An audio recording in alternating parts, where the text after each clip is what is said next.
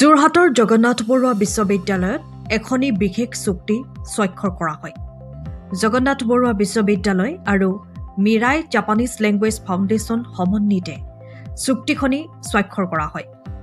বিশ্ববিদ্যালয়খনৰ উপাচাৰ্য আৰু পঞ্জীয়ক তথা বিশ্ববিদ্যালয়ৰ কৰ্তৃপক্ষ সমান্তৰালভাৱে মিৰাই ফাউণ্ডেশ্যনৰ বিষয়ববীয়াসকল উপস্থিত থাকে।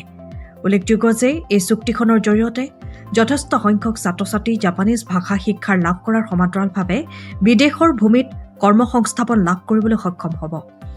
আনহাতে মহাবিদ্যালয়ৰ বাহিৰেও আন ছাত্ৰ ছাত্ৰীয়েও ইয়াৰ সুবিধা গ্ৰহণ কৰিব পাৰিব বুলি কৰ্তৃপক্ষই জানিবলৈ দিয়ে। যোৰহাটৰ পৰা নয়ন ফুকনৰ ৰিপৰ্ট, পোহৰ লেভিট।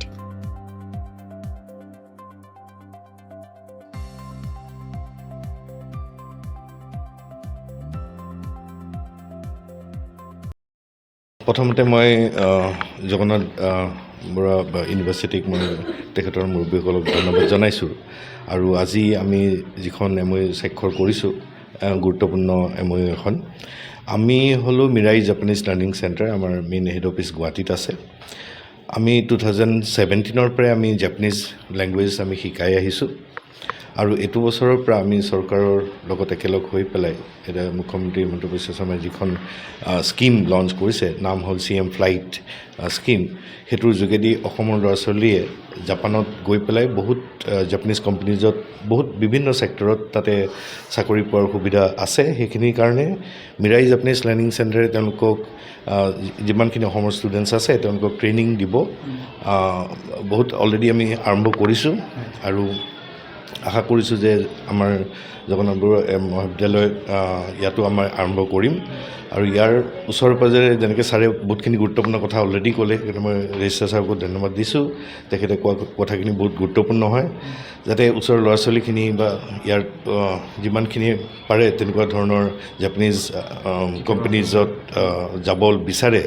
এতিয়া তেওঁলোকৰ কাৰণে বহুতখিনি আগতে বহুত টকা পইচা বহুত লাগিছিল, এতিয়া সেইবিলাক বস্তু আমাৰ অসম চৰকাৰেও বহুতখিনি সুবিধা কৰিব আৰু অলৰেডি সেইখিনি কেবিনেট এপ্ৰুভেলো হৈ গৈছে। আৰু আপোনালোকৰ জৰিয়তে ভাষাটো মূলতঃ শিকিব, অকল ভাষাটো শিকাই নহয়, তেওঁলোকক প্লেচমেণ্ট দিয়াত কেনেকৈ প্লেচমেণ্ট পাব পাৰে বিদেশৰ ভূমিত।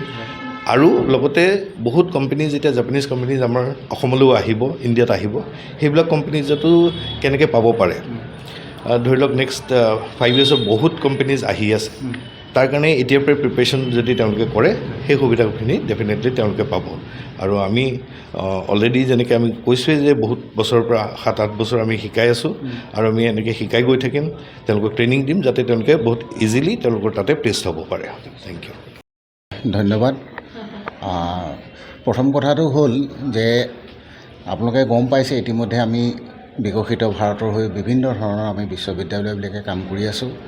আৰু আত্মনিৰ্ভৰ ভাৰতৰ আমাৰ যি শ্লোগান চলি আছে, এই ক্ষেত্ৰত আচলতে বিশ্ববিদ্যালয়বিলাকে আগভাগ ল'ব লাগিব।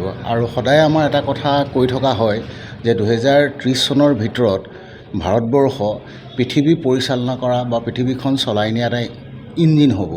আৰু এই ইঞ্জিন হোৱাৰ অৰ্থটোৱে হৈছে, কথাটোৰ তাৎপৰ্যটো হৈছে যে পৃথিৱীৰ যদি আমি শিক্ষিত ছাত্ৰ ছাত্ৰীৰ মুখলৈ চাওঁ 30 বছৰৰ ভিতৰত, তেতিয়াহ'লে 50% ছাত্ৰ ছাত্ৰীয়ে ভাৰতবৰ্ষই গোটেই পৃথিৱীক যোগান ধৰিব। গতিকে এনে এটা সন্ধিক্ষণত আমাৰ আচলতে ভাৰতবৰ্ষৰ যুৱক যুৱতীসকলৰ কাৰণে গোটেই পৃথিৱীখন চলাই নিবলৈ হ'লে পৃথিৱীখন জানিব লাগিব, বুজিব লাগিব। আৰু এই পৃথিৱীখন জানি বুজি সভ্যতা সংস্কৃতিত বিভিন্ন দেশৰ মাজলৈ সোমাই গৈ তেওঁলোকক যদি আমি কিবা অৱদান আগবঢ়াব লাগে, তেনেকুৱা ক্ষেত্ৰত আমাৰ ভাষা আচলতে আমাৰ জনাটো বৰ জৰুৰী।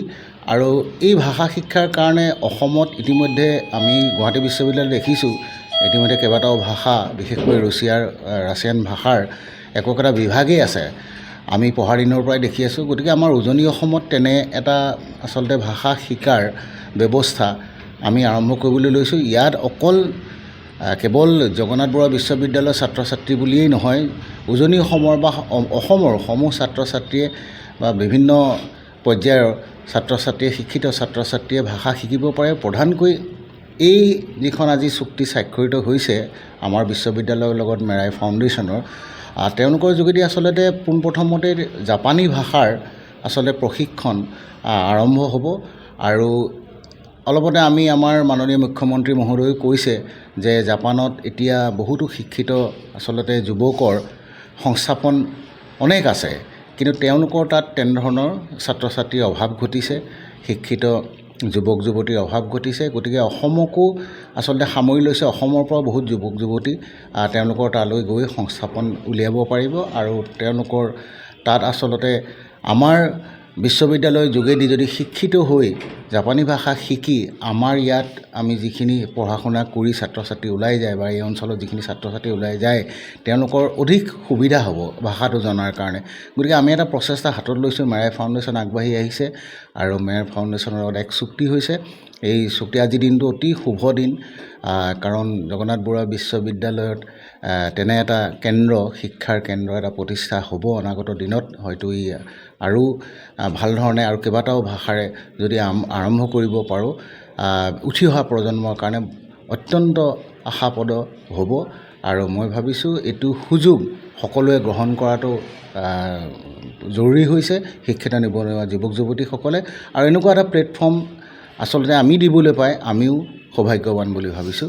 আৰু সকলোকে ইয়াৰ যোগেদিয়ে আশা কৰিছোঁ তেওঁলোক আহক, আগবাঢ়ি আহক। আমি যিখিনি সুবিধা আমাৰ ফালৰ পৰা দিব পাৰিম বা দিবলৈ চেষ্টা কৰিম, মেৰাই ফাউণ্ডেশ্যনৰ ফালৰ পৰা যি ধৰণে কৰিব সেইখিনি সুবিধাৰ সুযোগ ইমান ওচৰতে গ্ৰহণ কৰাটো ছাত্ৰ ছাত্ৰীৰ কাৰণে সমীচীন হ'ব। আৰু ইয়াতকৈ হয়তো সুবিধাৰ কাৰণে তেওঁলোকে বহু হয়তো সময় ৰ'ব লাগিব বা বহু দূৰলৈ যাব লাগিব। সেই সুবিধা ইয়াত এই চুক্তিৰ যোগেদি, যিহেতু স্বাক্ষৰিত চুক্তিৰ যোগেদি ব্যৱস্থা আছে, মই সেইকাৰণে আহ্বান জনাইছোঁ সকলো শিক্ষিত যুৱক যুৱতী আগবাঢ়ি আহক।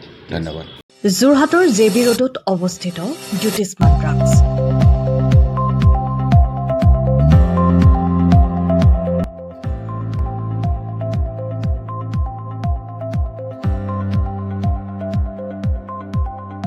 আপোনালোকৰ সেৱাত জ্যোতিষ্মান ড্ৰাগছ।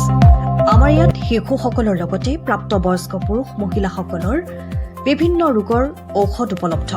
পুৱা 9 বজাৰ পৰা নিশা 10 বজালৈ খোলা থকাৰ লগতে বিভিন্ন ঔষধ ৰেহাই মূল্যত উপলব্ধৰ ব্যৱস্থা। আপোনালোকৰ জৰুৰীকালীন সেৱাৰ বাবে জ্যোতিষ্মান ড্ৰাগছ। আমি সদায় সাজু। আমাৰ ঠিকনা JB ৰোড, যোৰহাট।